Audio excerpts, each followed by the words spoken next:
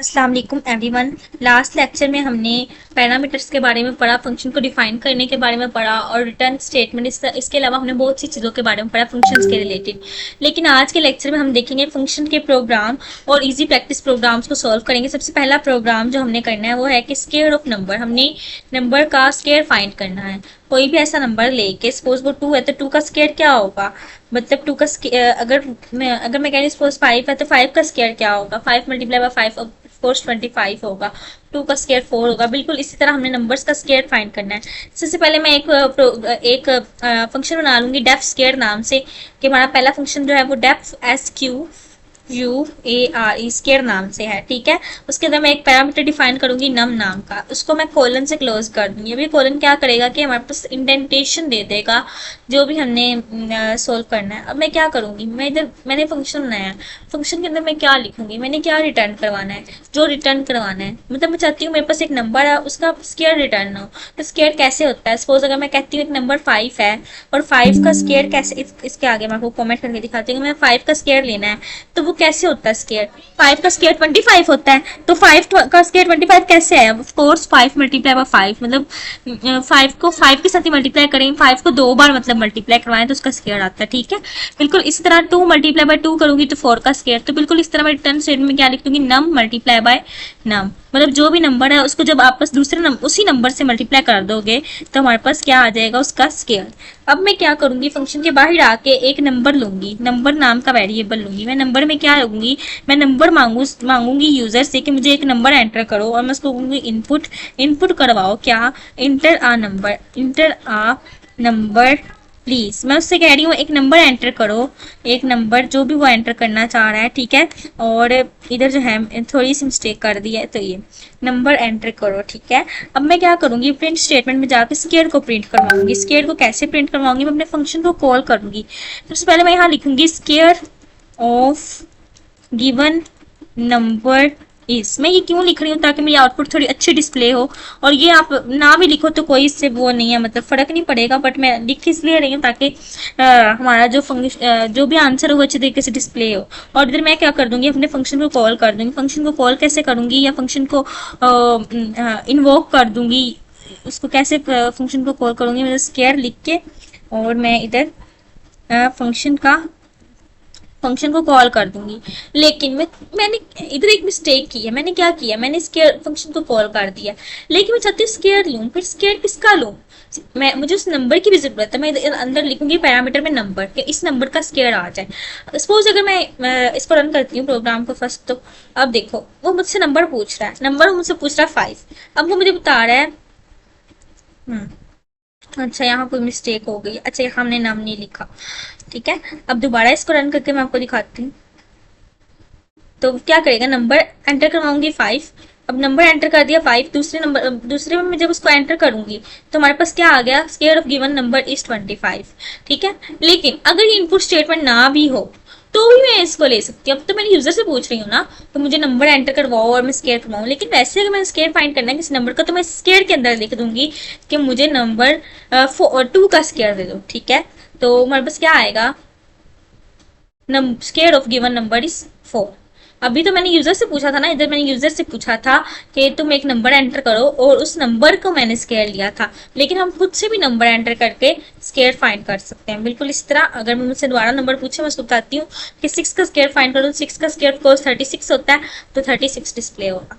बिल्कुल इस तरह सेकंड प्रोग्राम में हम क्या देखेंगे, सेकंड प्रोग्राम में हम देखेंगे कि दो नंबर को ऐड कैसे करते हैं फंक्शन के थ्रू। ठीक है, ऐड 2 नंबर्स। ठीक है, और मैं क्या करूंगी, मैं पहले तो डेफ ऐड नाम का एक फंक्शन बनाऊंगी। सबसे पहले मैं इस जो प्रोग्राम है इसको मैं कमेंट आउट कर देती हूँ, ताकि हमारा जो है बाद में हमें मसला ना हो रन के दरमियान। अब मैं क्या कर रही हूँ, मैंने डेफ करना है ऐड 2 नंबर को, ऐड लेके फिर मैं इसके अंदर क्या करूंगी, दो पैरामीटर्स ले लूंगी जिसको मैंने ऐड करना है। सपोज एक नंबर ए है और दूसरा है बी, इन दोनों को मैंने ऐड करना है। ठीक है, और मैं क्या करूंगी, मैं बिल्कुल उसी तरह रिटर्न में जाके क्या प्रिंट करवा दूंगी, ए प्लस बी। ठीक है, उसके बाद में क्या करूंगी, मैं यूजर को कहूंगी 2 नंबर एंटर करो। 2 नंबर कौन से एंटर करो, पहला नंबर जी एंटर करो, num1 पेस्ट कर देती हूँ इधर। मैं इसको num1 कह देती हूँ, इंटर num1 के नाम से इंटर फर्स्ट नंबर के नाम से मैं लिख देती हूँ एंटर फर्स्ट नंबर। बिल्कुल इसी तरह मैं नीचे हो बिल्कुल इसी तरह अगर मैं नीचे भी लिखना चाहूँ तो मैं क्या करूंगी, मैं बिल्कुल इस तरह उसी को पेस्ट कर देती हूँ और मैं इधर लिख देती हूँ num2। दूसरा नंबर है हमारे पास num2 और इधर मैं क्या करूंगी int input inter a number. इधर आप ए और बी भी लिख सकते हो, ये प्रोग्राम के बाहर कॉल हो रहे हैं, बट आप नाम चेंज भी कर लो तो ये ऑटोमेटिकली num1 ए को डिफाइन कर देगा और num2 बी को डिफाइन कर देगा। आप ए और बी भी लिख सकते हो बट मैंने इसको थोड़ा कंसाइज किया, तो मैं क्या करूंगी इंटर सेकेंड नंबर। इधर मैं क्या लिखूंगी, बस लिखूंगी दूसरा नंबर एंटर करो और बाद में अपनी प्रिंट स्टेटमेंट में क्या लिखूंगी, प्रिंट में मैं क्या करूंगी, मैं कहूंगी सम इज इक्वल टू मैंने इसको कह दिया sum is equal to add, अपने फंक्शन को कॉल करूंगी और इसके दरमियान नंबर 1 और नंबर 2 अपने फंक्शन को यहाँ डिफाइन करूंगी और नंबर 1 और नंबर 2 को कॉल कर दूंगी। तो अब जब मैं इस प्रोग्राम को रन करूंगी तो देखूंगी हमारे पास क्या डिस्प्ले होता है। पहले वो मुझसे नंबर मांग रहा है, पहला नंबर 23 है, दूसरा नंबर वो मुझसे मांग रहा है, मैंने 45 ऐड किया है, तो वो कह रहा है सम दोनों का सम क्या आया 68। बहुत आसान, बेहद आसान, बहुत ईजी। आप लोगों को होप से मेरी बात की समझ आ गई। ये क्या कर रहा है, ये नंबर 1 जो है ये ए को डिफाइन कर ए को कॉल करेगा और नंबर 2 जो है वो बी को कॉल करेगा। और ये रिटर्न स्टेटमेंट में क्या काम हो रहा है, असल में रिटर्न ए प्लस बी कर रहा है और ए नंबर 1 को कॉल कर रहा था, बी नंबर 2 को, मतलब रिटर्न करवाएगा। फिर क्या रिटर्न करवाएगा, नंबर 1 और नंबर 2 का एडिशन। ये ए और बी आप दरअसल इधर भी मैं अगर ए और बी भी लिख दूँ तो कुछ फर्क नहीं पड़ता। अगर मैं आपको यहाँ ए लिख के दिखाऊं और यहाँ बी, अभी मैं इधर भी आपको करके दिखा दूं ना, आप लोग यहाँ ए और बी भी लिख सकते हो बट मैंने इसको चेंज किया, आप लोग कंफ्यूज नहीं होना। अभी देखिएगा हम इस प्रोग्राम को रन करेंगे, एज इट इज रन होगा। अब मैं पहला नंबर मुझे कह रहा है ऐड करो तो मैंने 67 एंटर किया, दूसरा नंबर मुझे कह रहा है एंटर करो, अब मैं दूसरा नंबर एंटर करूंगी तो मुझे कह रहा है 78, तो वो मुझे उसी तरह सम डिस्प्ले करवा रहा है। आप चाहो तो इसका नाम चेंज कर सकते हो, मैंने नेम चेंज किया है, लेकिन आप चाहो तो नाम नहीं भी चेंज कर सकते, फिर भी वो उसी को ही कॉल करेगा ए और बी को, ठीक है। अब मैं इनको कॉमेंट आउट कर देती हूँ और नीचे नेक्स्ट आपने जो प्रैक्टिस पे करके आना है होमवर्क में वो कौन सा प्रोग्राम है, आपने क्या करना है, आपने दो नंबर लेने हैं और उनका जो है इवन और ऑड फाइंड करना है, वो आपने खुद करना है, ये आपका होमवर्क है। लेकिन अब मैं आपको जो नेक्स्ट प्रोग्राम करवाऊंगी वो है फैक्टोरियल वाला। इवन और ऑड आप खुद फाइंड करोगे। इवन और ऑड कैसे फाइंड करोगे, पहले एक डेफ के नाम से फंक्शन बना लोगे इवन ऑड के नाम से, फिर आप एक इफ स्टेटमेंट लगाओगे कि if number mod 2 double equal to 0 तो रिटर्न करवा दो इवन। रिटर्न के अंदर इवन जो लिखना है वो स्ट्रिंग की फॉर्म में लिखना है। अगर आप सिंपल लिखोगे तो वो उसको कुछ और समझ के फॉलो अप करेगा। दूसरी बार में फिर एल्स रिटर्न करवा दो ओड, ठीक है। फिर नीचे एक नंबर की इनपुट लो, फिर इवन ओड करके नंबर को कॉल करते हैं, ठीक है। मैं आपको खुद ही करवा चुकी हूँ, आप लोगों को होप से मेरी बात की समझ आ गई होगी। गौर से सुनिएगा, मैं गौर से सुनी होगी। अब हम करेंगे 2 नंबर है, हमने उसका फैक्टोरियल लेना है। मैं क्या करूंगी, मैं पहला फंक्शन डिफाइन करूंगी डेफ फैक्टोरियल के नाम से। डेफ फैक्टोरियल के नाम से मैंने अपना फंक्शन डिफाइन किया, उसके अंदर मैं कह रही हूँ मैंने एक नंबर का फैक्टोरियल लेना है, उस नंबर को कॉल कर दिया, ठीक है, पैरामीटर लिख दिया, ठीक है। अब मैं फैक्टोरियल एक वेरिएबल ले रही हूँ, factorial is equal to 1। Factorial को क्यों 1 लिया, ये बात आप लोग भी जानते हो कि जब हम फैक्टोरियल यूज करते हैं तो हम नंबर्स को मल्टीप्लाई करवाते हैं। सपोज अगर मैंने 5 का फैक्टोरियल लेना है तो मैं क्या कहूंगी, मैं कैसे लूंगी, 1 multiply by 2 1 multiply by 1 multiply by 2 multiply by 3 multiply by 4, बिल्कुल इसी तरह मल्टीप्लाई बाय 5 मल्टीप्लाई बाय 6, ठीक है। इस तरह फैक्टोरियल फाइंड होगा उसका। और फैक्टोरियल को मैंने इज इक्वल टू 1 क्यों लिखा है, अगर मैं इसको 0 लिख दूंगी, अगर मैं इसको कुछ भी नहीं डिफाइन करूंगी तो इसको एज इट इज 0 मानेगा, फिर हमारी सारी वैल्यू मल्टीप्लाई होकर 0 आ जाएंगी। अब मैं क्या करूंगी, नीचे 4i इन रेंज अपना फॉर लूप चलाऊंगी, 4i इन रेंज, बिल्कुल इसी तरह मैं कह रही हूँ 4i इन रेंज। रेंज में हमारे पास पहला नंबर होता है 1 और दूसरा है num प्लस 1, मतलब जो भी नंबर है उसमें एक ऐड कर दो, क्योंकि हम स्टॉप वैल्यू को ऐड नहीं काउंट नहीं करते, स्टॉप वैल्यू हमारी डिस्प्ले नहीं होती, डेट्स है हमने एक नंबर एक्स्ट्रा कर देते। अगर यूजर 5 एंटर करेगा तो 5 का फैक्टोरियल आएगा, वो नंबर num प्लस 1 से 5 6 हो जाएगा और 6 टॉप वाली होगी तो वो डिस्प्ले नहीं होगी, ठीक है।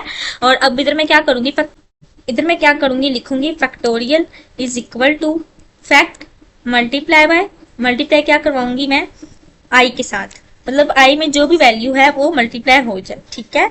इधर आई की जगह आप नम भी लिख सकते हो, इसमें भी कोई मसला नहीं है। फॉर नम इन रेंज, मतलब कंफ्यूज ना हो जाओ, लेकिन नम के साथ आपने मल्टीप्लाई करवाना। आप नम भी लिख सकते हो, मैंने आई लिख दिया, आई भी लिख सकते हो, नम भी, आप कुछ नेम चेंज भी कर सकते हो, लेकिन वो आई को भी नम ही समझेगा। आप उधर वेरिएबल चेंज कर रहे हो नहीं कर रहे हो पैरामीटर्स में, वो उसको नम ही समझेगा, वो कॉल को एज नम नम ही करेगा। अब क्या होगा कि अगर यूजर ने अगर 5 एंटर किया है तो पहला नंबर, अगर यूजर ने 5 एंटर किया सपोज नंबर में, ठीक है, तो क्या होगा इधर पहले फैक्टोरियल की मल्टीप्लाई, फैक्टोरियल क्या है, फैक्टोरियल हमारे पास है 1, 1 में मल्टीप्लाई होगा, पहले वैल्यू होगी 1, दूसरी होगी 2, तीसरी होगी 4, बिल्कुल इस तरह 5 और 6, ठीक है।